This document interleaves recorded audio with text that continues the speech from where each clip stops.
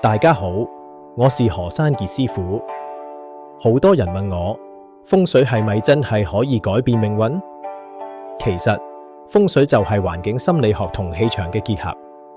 今日我用一個真實案例小雨的故事，帶大家睇下一個細個嘅環境改變點樣扭轉乾坤。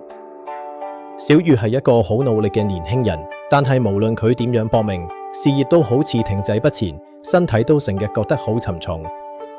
其實問題唔係出喺佢能力度，而係佢住嘅環境氣場已經完全淤塞咗。喺風水入面，每一個方位都代表唔同嘅運勢。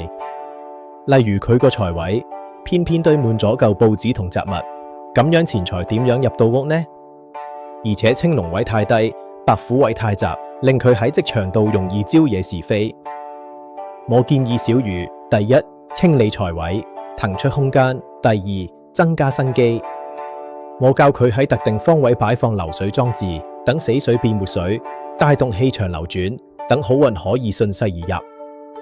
小雨聽咗建議之後即刻行動。整理環境嘅過程，其實都係整理緊自己嘅心靈。當雜物消失，空間變闊，成個人嘅能量都即刻唔同晒。呢個就係陽宅風水嘅魅力所在。環境變咗，機會自然嚟。唔單止係面試機會多咗，連佢嘅貴人運都旺咗。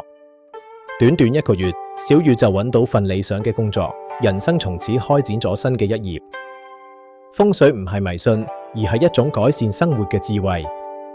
如果你都想好似小雨咁，透過調整陽宅風水嚟改變命運，歡迎隨時揾我。我係何山傑，等我幫你啟動你嘅好運人生。下次見。